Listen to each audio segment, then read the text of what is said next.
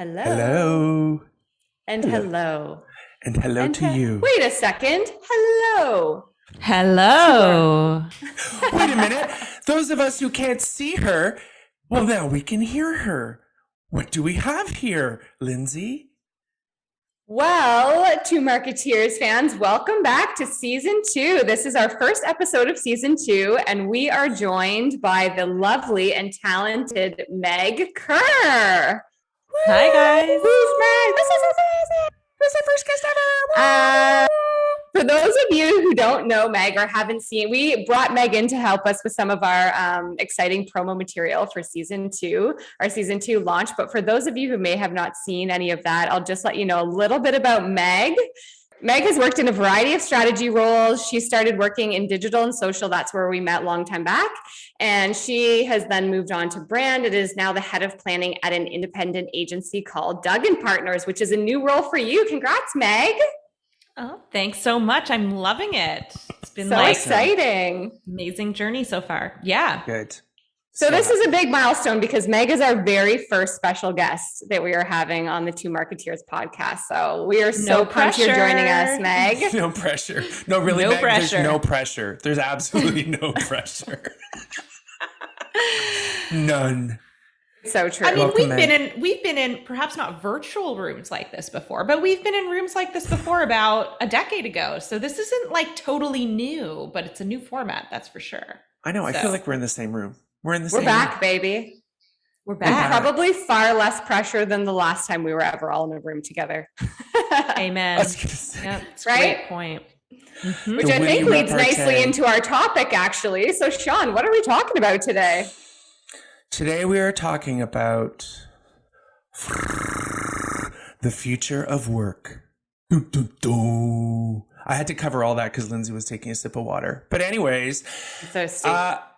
Very, very timely topic. I think what's really interesting about it is I don't think it's coming and going. I think it's going to be hot for the foreseeable future as everyone tries to predict what the future of work is. So what I want to kind of hand it over to you, Lindsay and Meg, is to really talk us through how did we get here today? We know it's a hot topic, but how is it relevant to the 3 people in this room? Well, shall we start with kind of where we met and where we are? Sounds good. Okay. So the 3 of us, as I said, met a while back, probably 12, 13 years ago now, where we were all working at big agency, downtown Toronto, really in the thick of it, very busy, very type A and crazy and running around, big agency style life. And important. Telling ourselves we're very important, like everybody does. And we have now kind of ended up at various stages of what we kind of see and envision to be the future of work. So Sean being, independent consultant running his own business for a long time now, out of the agency world, me stroking his beard for those who can't see. I most recently, being a consultant of the last 2 years and kind of leaving big agency, but still doing a lot of work for big agencies and big brands. And Meg heading up strategy at an independent agency, Doug & Partners. So very exciting opportunity. And so now we're kind of these 3 industry pals who are down these different paths of the future of work, whether it's Sean, who's been working on his own from his home for quite a while, me being kind of 6 months into it before the pandemic hit and what's kind of evolved over the course of the pandemic. And then Meg, you can tell us a little bit about your recent move, both to a new agency, but also to a different kind of area to work from your home. So where are you at now? Yeah, so I find this topic so fascinating because to your point, Linz, we have all we started in the same place, or one time we crossed paths in the same place. And now we're in really different places in terms of our career, where and how we work. Mm-hmm. And what I find is more interesting than is hybrid here to stay? Is remote? Does that work? Etc. Is less about those big predictions on logistically the future of work, but more almost like the shifting role that work has in people's lives. Yeah. Right. I thought it'd be a really timely topic. First and foremost, I feel like I've been forced to look at this idea of whether it's work-life balance or, leisure time versus work time because in the past year, I've worked on, a couple strategy projects. We actually worked on one together. Sure did. I hired an amazing brand strategist to come help me out with a project that was in Boston about a year ago.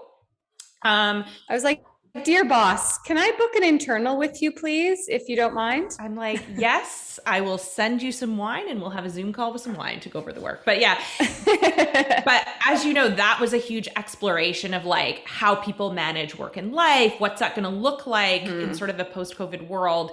So I've worked on projects in commercial real estate that delve into this topic, to brands like in the cannabis space that also look at, what is the role of leisure versus work and how do we balance that? So one thing that reignited my obsession with this topic, or seemingly like the inescapability of looking at this, aside from the fact that, I thought it'd be a timely thing to talk about going back to the office for many of us. I'm at least going back to the office. I know a lot of agency folks are, as things are opening up. But I also thought that it would be, a timely thing to discuss, because there was an amazing article published in The Atlantic the other day that, again, like reignited my obsession with this topic I can't seem to escape from, personally or professionally. So I was at a big agency. It was perhaps one of the most intense periods of time in my career during COVID, trying to sort of keep all the balls in the air, feeling under-resourced, just in an incredibly intense sort of environment. At the same time, decided to follow the trend of many, millennials, of which I am one, and buy a house outside the city. So we kept our loft in the city and we bought a small hobby farm in Prince Edward County, which is where I am now. I was going to say, just for context, there's outside of the city and then there's where you are. There's the country. Like, this is not Paladin or I'm literally looking or North This is York. in Oakville. Yeah, I'm looking across the street out my home office window. It's a cornfield. And if there's any background noise, it's probably a tractor going by, because everyone's putting their hay bales, they're taking them to their barns now. So like, I know It's hay nothing bale about it. season. Baling the hay. Yeah. So for me, the role of work and leisure and even like where I'm working has like radically changed in ways I couldn't have imagined prior to March 2020.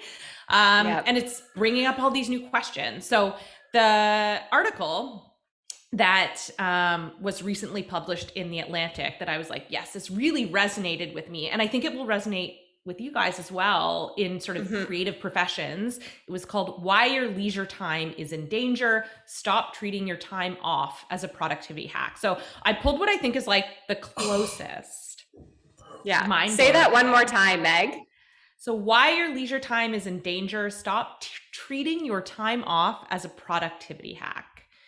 So the two little people inside my brain have been arguing about that sentence since you sent me this article. Yeah. One of them is like, everything's a productivity hack. Everyone's trying to do everything to be better all the time, no matter what. And the other one's like, be cool, man. It's just relax. So I'm so excited to dive into this article with you. Yeah. So I thought it would be a good moment to kick off and pick out. There was tons of sort of, facets of this argument that this article dives into. So I really recommend checking it out. But I pulled what I think was sort of like the thesis of the article, just so everyone gets a sense of sort of the argument that Professor Pelk from McGill University, he actually wrote the article, was sort of getting at. So I love that it's Canadian. Yeah. Poli-sci professor. I love that it came from McGill. Yeah. Right. And we'll post the link to the article in the references so that you guys can go check it out. So here's the quote that I pulled. So over the past few months, a string of pundits and business columnists have been calling for a 4-day work week, paid parental leave, and tighter limits on mandatory overtime. Many of these thinkers rationalize proposals that give us back our time by promising that they will contribute to overall prosperity. A well-rested workforce, the argument goes, is a more productive one. And then he goes on to write, these experiments and the well-meaning arguments behind them illustrate a tricky paradox. Leisure is useful, but only insofar as it remains leisure. Once that time is viewed as a means to improve employee morale and higher growth, then leisure loses the very quality that makes it so potent. And I think this really resonated because we've all, let's pause. yeah, soak it Right? in. Yeah. Wow. Mm-hmm. Those of us who are working from home and have made that a key decision of how we will work, not where we will work. And I think that's fundamental. Look at that. And it's more of a, okay, that's good to remember. Good to remember. But what you just said, Meg, is I think people like us would recognize that. I think it falls on deaf ears for those who haven't been able to make the decisions we've made. Yeah. Fair? Mm-hmm. I think the one thing that you said, Sean, that's interesting though, is that I think there's been a big spur in people recognizing that it's the where they will work, whereas they haven't done as much digging into the how you will work. And it's the shift of the mindset of how you work, not where you work, that I think is where the actual work needs to be done. Go on. Yeah, it's kind of like I've done some strategy for various companies over the last few years, and I'm seeing it happen in different markets. So it started retail, right? So when there was really an opportunity for retail to evolve, how do you shift the mindset? And it was about stop thinking about where people shop and start thinking about how people shop. And it was a real eye opener. I got paid a lot of money for it, but that was kind of an aha moment for me in doing the research. And I'm like, it's the same opportunity and just a completely different platform. It's that we've decided, first you think it's a decision of where you work until you do it and you realize it's not perfect and you have to hone it and you have to make it work for you. So I think for me, where I stand on the shoulders of giants is, it's in so many places, the human experience, the research will show us that it's about changing the foundation of we no longer have to dictate where we work against productivity, how we work. And if within how, where is part of it. Anyways, I know I've gotten really deep really fast, but. No, but that's what that quote from the article sparks, right? Mm-hmm. Yes. And I think all of us this discussion should be really around everything we're talking about, just to say, but we've defined how we work, and we refuse to, or are going to do our best to not allow where we work compromise how we work and the quality of the work. And I know, Meg, we're going to talk about this, but we've had discussions about this, and it's like, as a creative, as other creatives, as strategists, as creative thinkers, no one has ever proven that taking less time to do something is better. Yeah, you don't equate, like there isn't a linear connection between the number of hours spent on a Zoom call and better ideas. Like I think anyone Can we please get that tattooed on our faces? Backwards. Yeah. Don't make the mistake. But the irony, of course, is that, we all still live in a world where largely, especially big agency, where the way we measure value is we bill hours. So there's this disconnect between the way ideas, and I include strategy in that too, because I think great strategy is more like poetry than mathematics, and that it is like coming up with, I stole that from someone we interviewed, actually. She probably stole it from someone else, so it's fine. Another beautiful quote. We will also include some favorite quotes in our references. You just make, those like Pinterest quote squares and just like post on our social media. There you go, guys. Thank you. Free idea for your social. Oh my God, we're on a whole new platform. Lindsay, we got to talk. We're on a whole new platform. What's your Pinterest strategy? Quote squares. Quote squares. Thank you. But yeah, I think that like there's even more interesting paradox when we go back to this article of like, should leisure always be used in the interest of productivity, or can we not just like be? Because it loses the value when you start relaxing as a means to unlock ideas. Yeah. We've all been there, right? It's a tough thing. Like I was just reading in The Drum this morning. You guys know one of my favorite resources is The Drum, but they were also talking about like, people who go to work at agencies are typically high performing type A type people. So it's also very hard when you have a company that's built of these types of people to flip the switch on what leisure and relaxing means in the name of productivity. Like I think I'm a prime example of that. As I started running a lot in the pandemic. And Meg, you know, you are an avid runner. You know, I am not an avid runner. I only run when there's like wine down the street and I'm trying to get it. So during the pandemic, that sounds accurate. Yeah, accurate.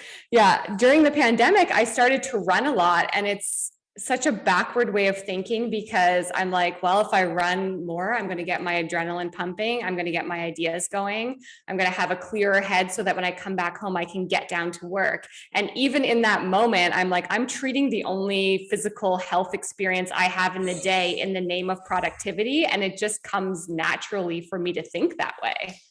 It's scary, actually. It's scary. Yeah. For me, actually, one thing that really shifted my perspective on the role of work and what it meant to me. And, you know, as I was living through this intensely stressful time, we actually moved to the country. So before we bought our home in the county, we moved to a family home in like a really rural area. And we would go into town, and you could, you know, the pace of life was so different. And after having lived in a city, living that like ad agency life where you're like, going to parties or launches like 3 days a week, and then having, living in a loft, and you're taking the TT, it's that like hectic energy that like makes the city so special. Once you're removed from that, you're just like, wow, there's actually like another way to live. Yeah. That can unlock ideas and thinking and enhance sort of, how effective you can be at work. Yeah. That isn't related to like constantly grinding, I guess. So what is it like now? Like, what is the feeling or mindset that you have now that you're still working for, agency downtown and like leading strategy? And that's a big role. Yeah. But now living in rural and, balancing that, but having like, how has the way that you spend your energy on work, has that shifted, or does it actually just kind of feel like you're doing big work in a different place?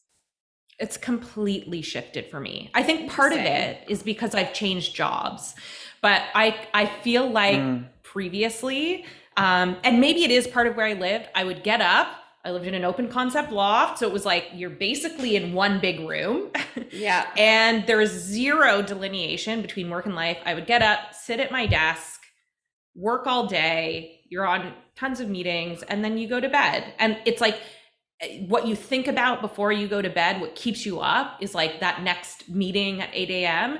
And then, by the time you log off for the day, which when do you really log off? You're having a glass of wine, not because you want a glass of wine. It's because it's the way to wind down, right? Or you're watching Netflix. You have to counteract. It's like stretching, right? You've just done a workout. Now you need to stretch it, or else it's going to hurt. You're going to feel pain. Every moment of the day was in service of work, whether it was like what you ate in the morning, to your point, Lynn, like whether you took that distance run versus, everything was in service of optimizing yourself as a worker and moving somewhere different, putting yourself in a different environment where like I can walk outside on a coffee break instead of just like sitting at my desk. And, it sounds like something I'd make fun of myself for if I knew where I was five years ago. If I looked ahead, is like, walking through the garden, watering the plants, taking pictures of bees on the sun. Like, I am such a loser. Like, what happened to me? Like, Such a loser. But it like, really, for the record, our second day of knowing each other, we were at a Smirnoff party together, like live tweeting from events. So no one knows what happened to any of us, actually. No one knows. Well, I pretty much stayed boring the whole time, but you came with us to some parties. Come on. Yeah, but not day 2. And I usually left early. No, do you remember the yacht story? Oh my God, the yachting club? Yeah, that was.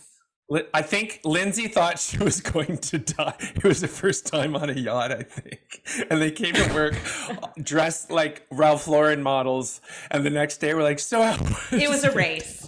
And Lindsay was like, she comes into my office, can I sit down? Because I literally almost died last night. Like, there's a difference between cruising on a yacht and racing like a J series boat. We thought it was the former. It was the latter, and it didn't go well for us. Our captain was like, "Where are your running shoes?" And we were like, "Excellent question. Why do you need those?" we Because weren't you wearing like your Louboutins or Let's whatever? not get into it. They were Oh. still flavored Tory Burch flats Okay. at the time. Those were cool. You know, Anyway, it wasn't our best moment. Okay. It wasn't our best moment. I had a but, great Oh my time. God. Sorry, I got us off track, Yeah, it but was that's fun. that was when Lindsay was just new, and I'm like, let's be honest, Meg was always the rebel, and I'm like, Meg has broken her. We're Took here. her We one made day. it, guys. But go back to that question around, did it change my perspective? I actually think similar to like, I don't have kids, but from what I've heard, having kids really gives you like this new experience, a new perspective on life, which you bring to your work, right? And I think changing where you live, you know, in a radical way, or your lifestyle, can bring new thinking because it gives you a new perspective. So one of the things I think of all the time is I used to work on briefs for a brand in the alcoholic beverage space, which is iconic and targets a more traditional sort of drinker. And a lot of people who drive that volume don't live in big cities. And, you know, I think back to sitting around a boardroom and being a strategist and needing to understand this consumer and now living the life of that consumer. I'm like, what the hell Hilarious. was I thinking? You know? So it's interesting, you know, now living and understanding perspectives of both, you know, your typical ad agency person, which I'd say I was, and now having, you know, your next door neighbors be literal farmers that have lived here for generations. So it's really, as a strategist, it's an amazing privilege to get to Open your new eyes. perspectives. Yeah, new perspectives. It's really cool. I've got a question for you, Meg. What shifted your mindset, right? Was there something, just like someone who has a kid, is they decide or find out that they're having a kid, right? So that is that's making a reaction or a decision that then sets the unknown path of complete change over years. Well, like you said, you made a very significant lifestyle change. Help us understand what brought you to that, because that's what we don't talk about is, okay, so where you are now is great. What made you even think that this was an option? Because I think a lot of the times we get so wrapped up is there's no way out. I think the hybrid work thing, like coming back to future of work, that was a game changer because we had talked about, do we buy a house in the country? Like we'd always wanted to do that. But then we're like, are you going to pay a mortgage to be in a house you're only there on weekends? Because we were unable to work. As you guys know, agency world, you can't not be in the office, or you previously couldn't, at least in my world. Yeah. It was really difficult to arrange that. Not without taking a big hit, right? Not without doubling your hours on other days, making sure that everything. Perception, right? It's a career limiting move. So, especially for women. I hate to let's be honest. But once we had the opportunity to realize, wow, COVID has created this massive reset. And I think great talent is going to demand flexibility in where and how they work. And if you don't offer that, what you're going to sacrifice is good talent. And so we felt like, okay, we now have this really unique opportunity it would be worth it to explore having this, you know, more rural destination or home, which would be really cool.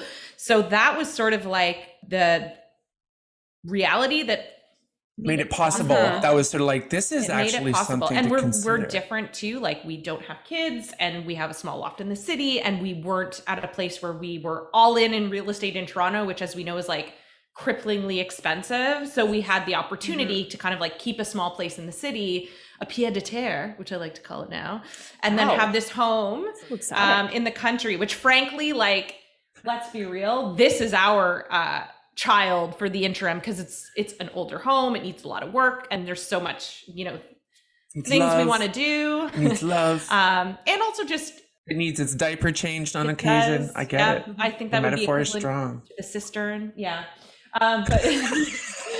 But yeah. Didn't even know what that was before I moved here. I was gonna say, whose sister? Yeah. Is your sister there? Oh, sister. I get it. But yeah, I think that the other thing that I just saw in the news, which I thought was so cool, is Anheuser-Busch or ABI, InBev, whatever you guys want to call it these days, whatever it is at this point. We've all worked on that at a previous agency, and they just opened an office in Austin. because they're like, that's where talent is moving, to these like non-big Coolest place on cities. earth. And I think that like, it is the cool. Hey, we went there together. Oh, yeah. Lindsay and I went to South by Southwest. Surprising. We What made a it trip. out of there together, to be honest. I approved the budget. That's Ooh. all I can. We tacked on That's a all I good can vacation at the end of that as well. And thank you, Sean, pretty for fun. approving that budget. You're welcome. Yeah, what happens in Austin stays in Austin. But I thought that was a big move by not even just an agency, but like a company to say, this is where talent is going, where they want to live, and we're going to follow that. And I think that I have a friend who has a reference for it that got a job. I think he's a senior writer at Cassette, and he's full-time living in Winnipeg. And I was like, that is so progressive. And although I think there are apprehension on the side of agencies to be like, do I want someone who can't be in the office all the time? The benefit of having people around the country or the world perhaps means that you know, you have more perspectives on the work. You have one big thing that my GM at Duggan Partners, and one of the big reasons why I went to Duggan Partners, is she is a huge advocate for intellectual diversity. And there's parts of that can be like, oh, that's a nice, you know, that's so nice that you're, you know, looking for people with different perspectives and from different backgrounds. Yeah, there's the nice side, but there's the actual like strength of ideas side, which appeals to me. It's I think not nice. It's critical. It's like critical. that. You can't have a bunch of people who are 20 who live in Liberty Village, sit in a boardroom and come up with ideas that are going to resonate with moms in Winnipeg. Like it just doesn't work that way. So I do think flexible work is going to make it easier to create those teams and make creative ideas better and stronger, frankly. Yeah. So, okay, that's fucking awesome. Thanks for that perspective. Lindsay, based on what Meg has said, what are your observations? You know, like, was your situation much different? And it was, but how is it the same? How is it different? Like, what happened for you? Because to be clear, everyone, Lindsay made the shift to work from home and to work for herself, because it was all in one at that point, was 6 months, a bit more before the pandemic. Yeah, 6 months pre-pandemic. Therefore, yeah, I went out on my own and worked from home. So you made a decision about your future of work versus right now it is a thing. Yes. Right? Like, let's everyone get perspective. Is the decision was Lindsay's. What happened that made you kind of say, I think this is time? Yeah. So I'm not sure you're going to like my answer as much as Meg's. I am not as enlightened as Meg in this area. So no wrong answers. Yeah, but Meg has the pandemic. I have the Meg easy cheated. question. No, what Meg has is the mindset. So that is where as I talked about with the running in name of productivity, to be honest, that's what it is. The reason I made that decision to work for myself and to work from home was to take what I will call fictitious control of my life and my career. So I say that in that I'm like, I can control how much money I make. I can control when I work. I can control where I work. I can be there for my kids should I need to be. I can take 6 months off a year should I want to do that. And the reason I say that it's fictitious is because you think you don't work for anyone, but everyone always works for someone. Is like, that's kind of a reality. And I think the place where I struggle is like, I've made the decision to embrace remote work, which now is everyone's decision at this time. And my mindset hasn't shifted as much as it should, because again, when I go back to the whole agency type personality, I'm performance driven. I'm a type A personality. I'm viewing this opportunity as a chance to do something for myself and something bigger and create something, as in this podcast, but as also in my career. And so it's very hard for me to prioritize leisure for the sake of leisure, because I'm currently at a time where I have 2 kids under 6.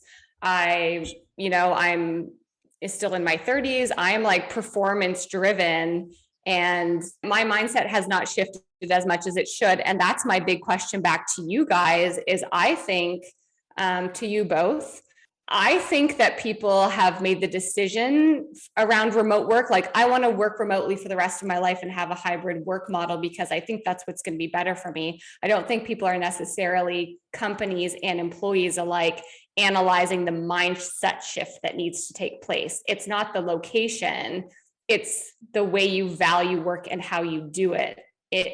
That, in my opinion, is what needs to shift in the future of work. Yeah.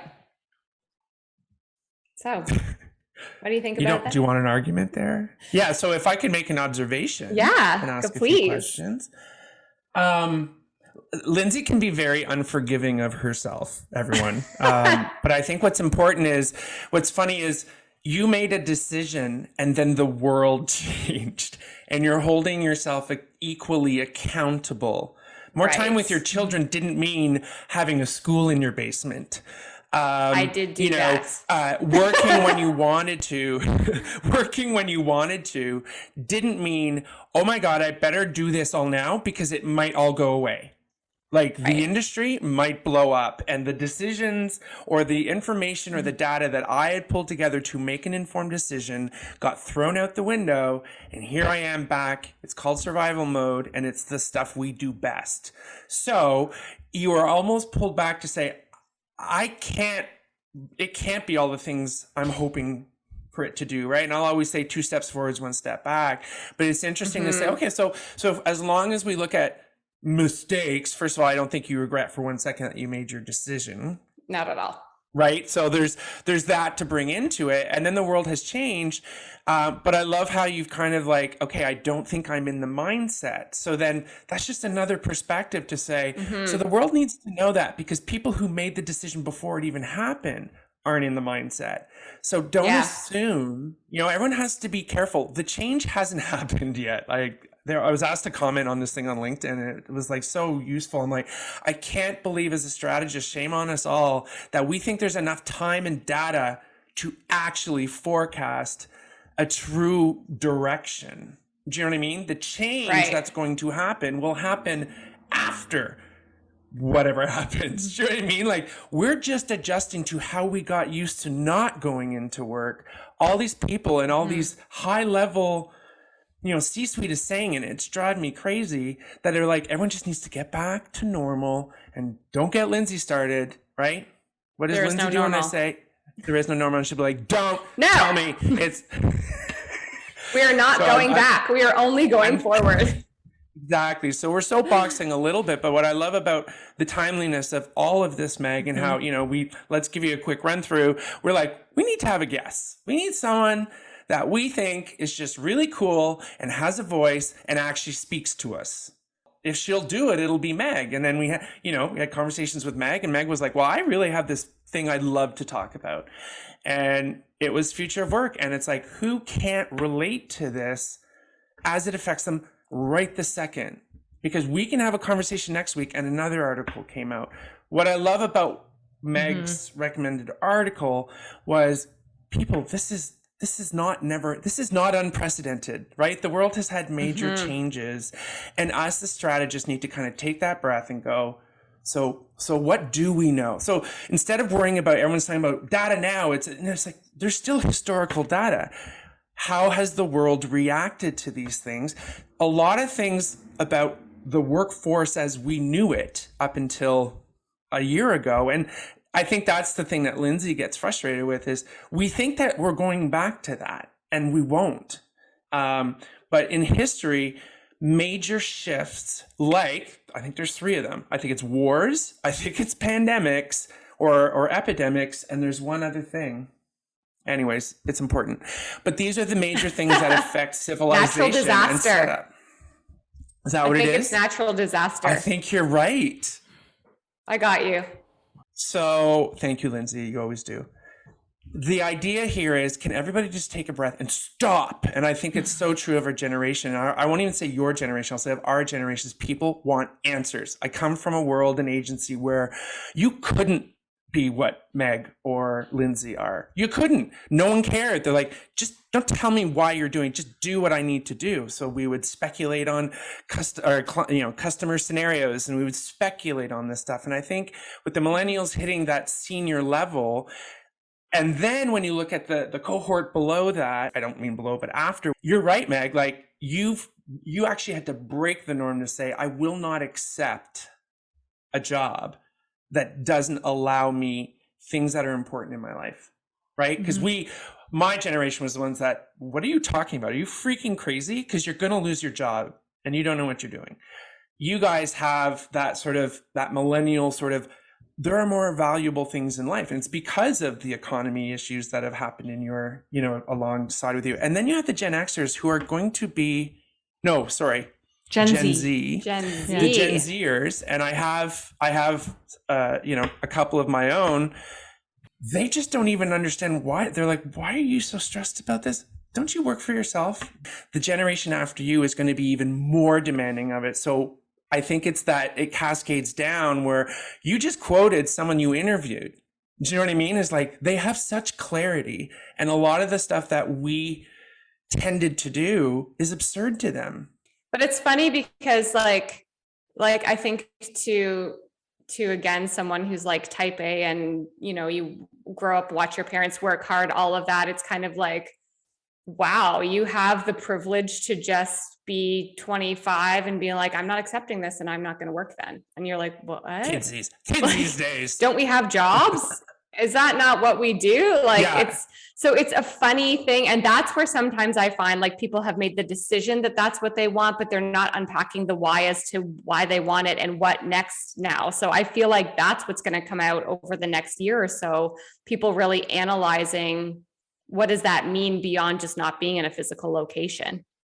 What I think is we're going into this with a good perspective. And I love how, Meg, you've provided us this platform, which is the topic, to utilize our platform around how do we keep showing people that it's just constantly evolving, and what do we have to tell them with all three of our observations to say, if I could tell you one thing, the one thing I'll say is you need to change your mindset, right? Like that's what I did this for freedom and I'm not seeing freedom in what I've given myself, right? You're not allowing yourself to be free. Yeah. And because your mindset is still of the old way. Yeah. What do you think about that, Meg? Like, do you think mindsets have shifted? Like mine has in the agency conversations you're seeing? Yeah. And it's also why, it's interesting. At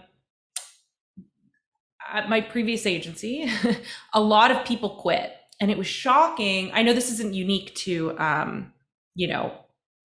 our industry. There's a huge resignation boom, but a lot of people, young people quit. And I'm like, so where are you going? Where's your next excitement? Nowhere. Well, that's what I mean. That's a luxury. That's so enlightened. I think it comes with, a lot of them staying at home longer, whatever. They can't buy a house. Yeah. But Meg, what are you seeing? In terms of like mindset?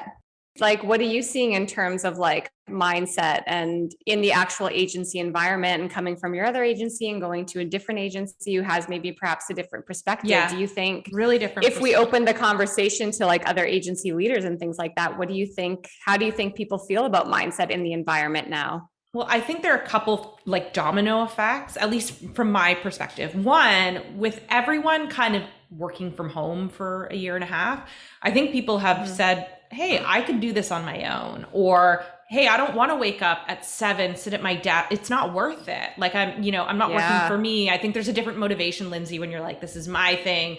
I'm personally motivated. This is my personal brand. The harder I work, the more I get. For a lot of people below, a director or VP level, there is no incentive to work harder other than to keep your job and maybe get a bit of a merit bonus. Yeah. So I think there was this breaking point where, Sean, to your point, where a lot of people were like, flip the table. This is not worth it for me. It's crippling from a mental health perspective and wellness, just an overall wellness. Yeah. It's prioritizing what matters in your life. And Linz and I are kind of from the same era where, back when we were in our 20s, no one took stress leave. And I couldn't imagine, it was normalized to work yourself to death. Did you know? Did you even know that stress leave was a thing? No. Even though it might have been hidden in a policy, or if you dug deep enough, or you got over the shame of going to talk to someone, was it even something you could utilize? Yeah, I mean, even at that time, I remember I worked with you guys, but as you guys know, when I was at the end of my, time working at that agency, I had cancer and I still went to work from the hospital every day from treatment from Princess Margaret to the office. And there's this idea of like, there's this idea of like, you don't stop.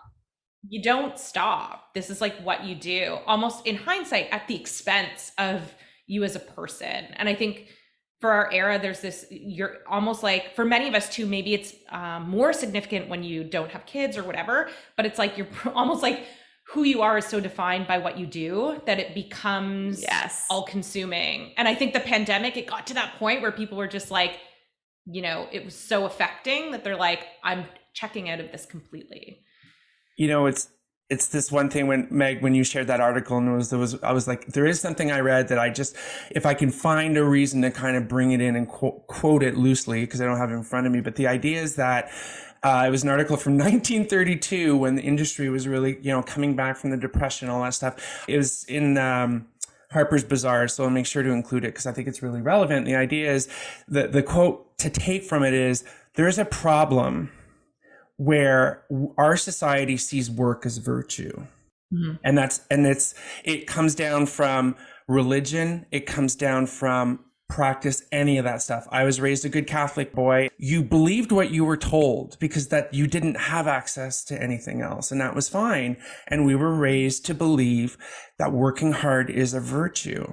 And when everything changes, and when you talk about Meg's scenario about going for chemo and going to work, what could drive that? And I think it's the core of, we need to start thinking of ourselves as virtuous when we work hard.